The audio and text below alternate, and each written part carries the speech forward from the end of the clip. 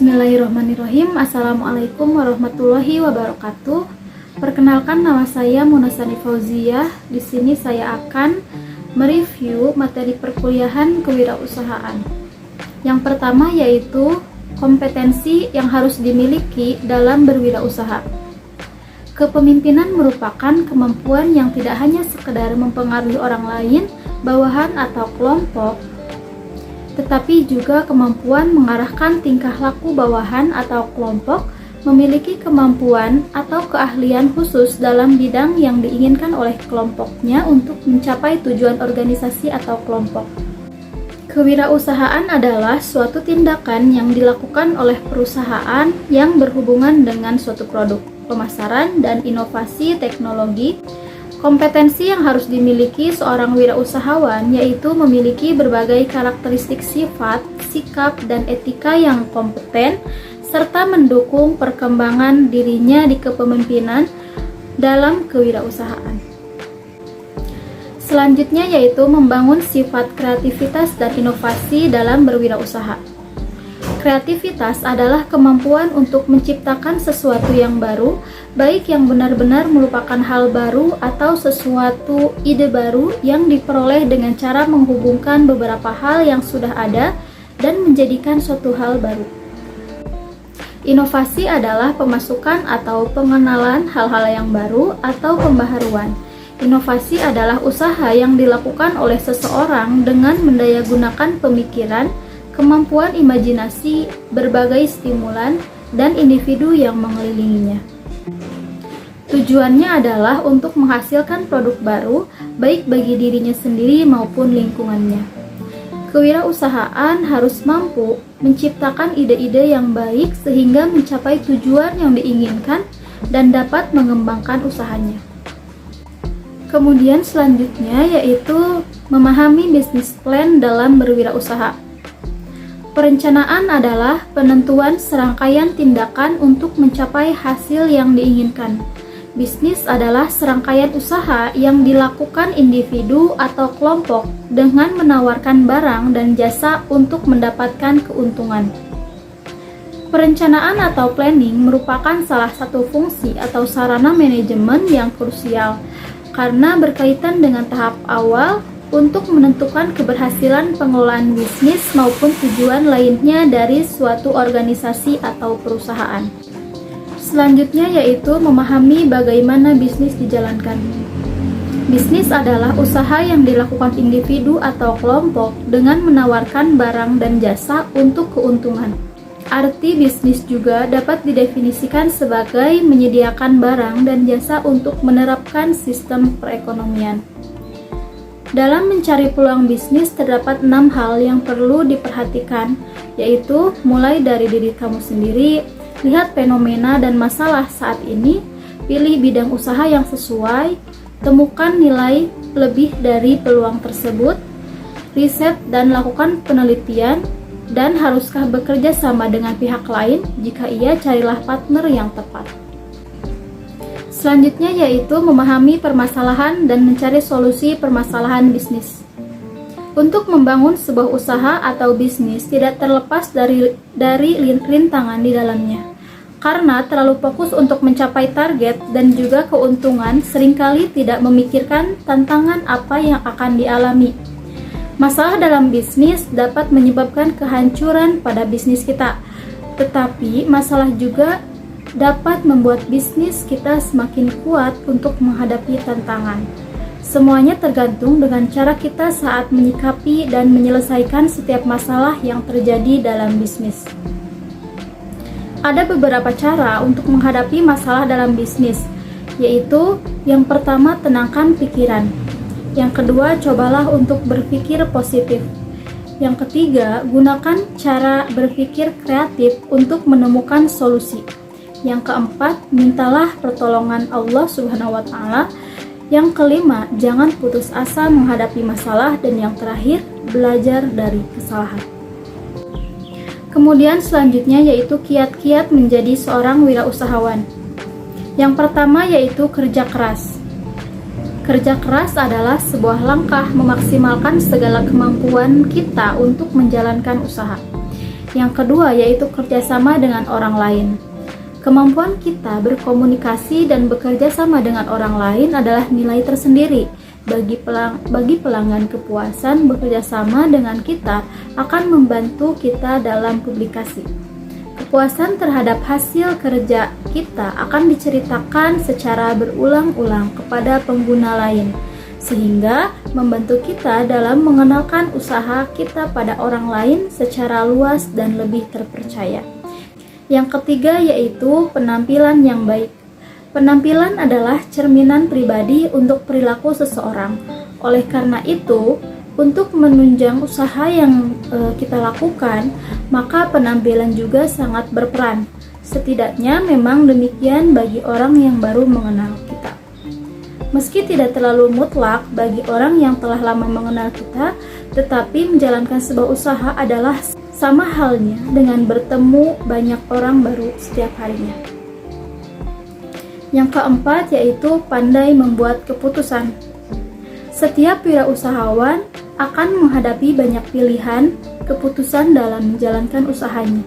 Jika kita dihadapkan pada alternatif harus memilih, maka buatlah pertimbangan yang matang. Kumpulkan berbagai informasi, boleh minta pendapat orang lain, setelah itu ambil keputusan. Jangan ragu-ragu, serta kita harus siap bertanggung jawab atas keputusan kita tanpa menyalahkan orang lain. Kemudian yang kelima yaitu ambisi untuk maju. Ambisi untuk maju itu membuat seseorang bersemangat untuk terus mengembangkan diri, memperluas pengetahuan, meningkatkan kemampuan, dan memperkaya persaudaraan. Kita harus mempunyai semangat tinggi, mau berjuang untuk maju. Orang-orang yang gigih dalam menghadapi pekerjaan dan tantangan biasanya banyak berhasil dalam kehidupan. Untuk selanjutnya yaitu cara memasarkan produk sesuai dengan keadaan pada zaman saat ini. Yang pertama yaitu ada hard selling, yang kedua ada soft selling. Nah, yang pertama hard selling. Hard selling merupakan teknik pemasaran yang menggunakan pendekatan langsung kepada konsumen dengan bahasa yang gamblang dan terus terang. Dengan pendekatan itu, penjual akan menawarkan barang secara langsung kepada konsumen, menjelaskan manfaat produk, dan mendesak konsumen untuk segera membelinya. Yang kedua yaitu soft selling. Soft selling adalah pendekatan dalam promosi iklan yang berfungsi pada bujukan secara halus dan bahasa yang cukup santai. Teknik soft selling bermaksud untuk menciptakan pengalaman penjualan yang berkesan untuk para target pelanggan secara emosional dan biasanya dalam jangka panjang. Meskipun soft selling tidak langsung meminta seseorang untuk membeli sesuatu seperti halnya hard selling, tapi soft selling dapat menjadi proses yang penting dalam peningkatan nilai brand. Karena itu, promosi soft selling perlu dilakukan dengan gigih dan memiliki pengetahuan mendalam mengenai keunggulan produk dan layanan yang ditawarkan. Selanjutnya yaitu pemasaran dan penjualan produk di kalangan mahasiswa. Pemasaran adalah suatu proses menyeluruh, terpadu, dan terencana yang dilakukan oleh suatu organisasi atau institusi dalam melakukan usaha agar mampu mengakomodir pertimbangan pasar dengan cara menciptakan produk bernilai jual, menentukan harga, mengkomunikasikan, menyampaikan, dan saling bertukar tawaran yang bernilai bagi konsumen, klien, mitra, serta masyarakat umum. Nah, pemasaran lebih diidentikan dengan proses pengenalan produk atau layanan kepada konsumen yang potensial. Manajemen pemasaran adalah sebagai analisis, perencanaan, penerapan, dan pengendalian program yang dirancang untuk menciptakan, membangun, dan mempertahankan pertukaran yang menguntungkan dengan pasar sasaran yang dimaksud untuk mencapai tujuan-tujuan organisasi. Tujuan perusahaan akan tercapai apabila dalam menjalankan usahanya dijalani bersama dengan pelaksanaan pemasaran yang baik. Kemudian selanjutnya yaitu bisnis secara komprehensif dan integral. Produksi adalah suatu kegiatan untuk menciptakan atau menambahkan nilai suatu barang. Sedangkan proses produksi adalah serangkaian tahapan yang harus dilalui untuk dapat menghasilkan barang atau jasa.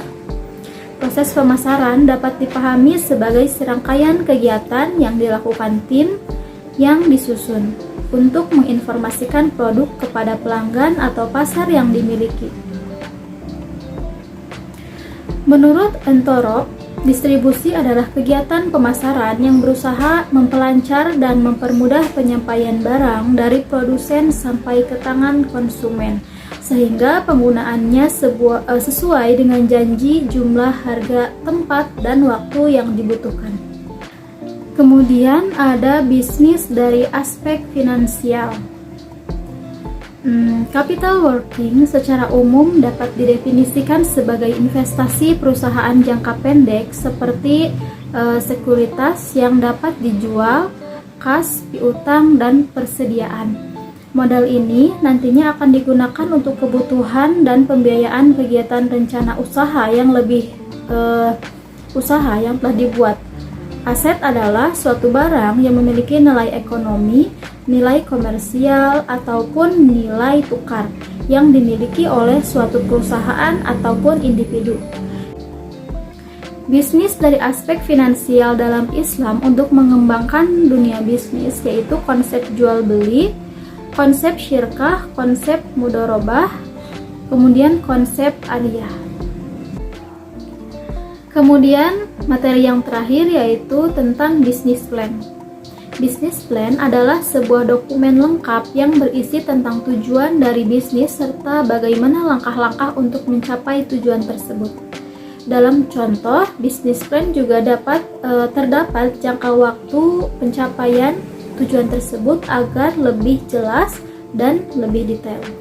Business plan adalah pernyataan tertulis yang berisi tujuan serta visi dan misi dari bisnis yang akan kita jalankan.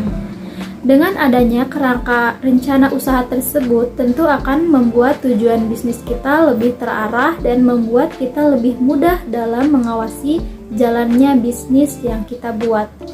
Manfaat perencanaan usaha yang tidak kalah penting yaitu untuk memfokuskan rencana bisnis hingga jangka panjang. Dokumen penting ini akan membantu kita untuk menentukan langkah selanjutnya saat mengembangkan bisnis. Baik, mungkin dari saya dicukupkan sekian. Semoga bermanfaat. Terima kasih. Wassalamualaikum warahmatullahi wabarakatuh.